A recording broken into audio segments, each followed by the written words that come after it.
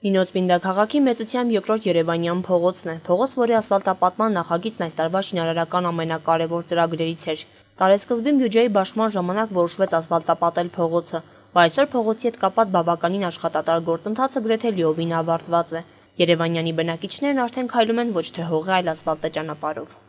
Մարդիկ լավ երել են։ Թե կողքերն է բդերնեն, դա չգիտեմ։ Աղջիկան։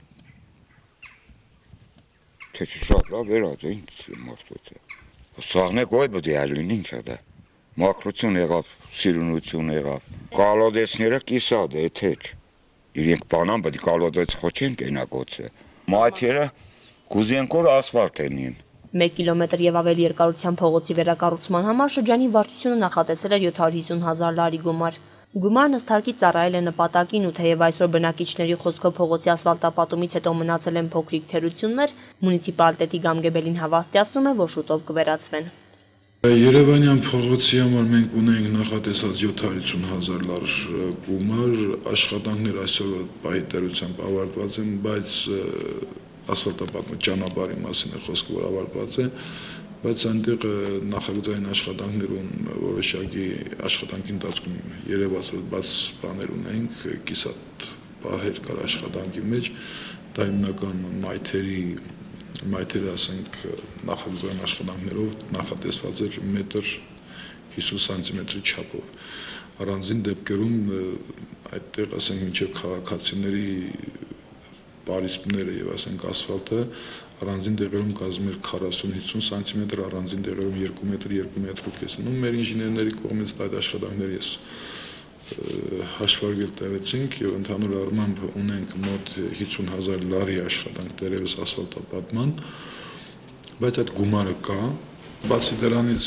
աշխատանքներ ունենք նաեւ այս տարի Շահումյանի եւ Եզրոմյան փողոցի վրա, բայց ամեն դեպքում մենք այս տարի պետք է հասնենք, որ այդ մայթերի կիսատ մնացած մասը լրացնենք եւ լրիվությամբ մայթերը ասֆալտապատվեն։ Այնպես որ ընդհանուր գումարով սա կազմի 800,000 լարի, որտեղ 750,000 դա է կազմում, 50,000-ը մնացած գումարը, 800,000-ը մենք արդեն Երևանյանը կիլոմետր 140 մետրի չափով մենք արդեն ունենք աշխատանք, որ արդեն հանձնած է եւ մեր քաղաքացիները ասենք կարող են ազատ այդ ճանապարհով օգտվել, բավականին գեղեցիկ է ստացել, լավ է ստացել, մի քիչ մայթերի տեսքները դուր չի գալիս, բայց ամեն դեպքում դարկահարթով եւ կարգավոր։ Բացի Երևանյանից այս տարի շինարարական մի շարք ծրագրեր կան նաև քաղաքի այլ փողոցների հետ կապված, օրինակ Երզրումյանի եւ Շահումյանի։ Շինարարական ծրագրեր կապված փողոցների հետ կան նաև հաջորդ տարվա նախնական գրաֆիկում։ Քաղաքի մի շարք փողոցներ, որոնք այսօր դերությամբ կարող ենք ասել, որ բավականին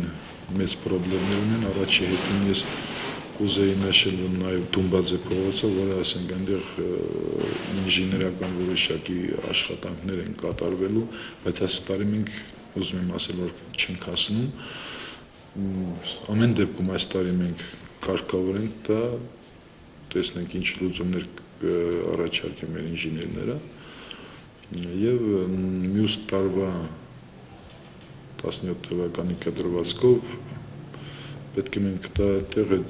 տանձրվաճերերը հեռացնող անպայման կարգավորենք, ասենք այդ արվակներ կամ սարքենք բետոնապատ, որպեսզի կարողանանք Պուշկին փողոցից դեպի Դումբաձե հոսող այդ ջուրը լրիվությամբ կարողանանք հավաքենք եւ հեռացնենք մինչեւ Ագրիչայի գետը։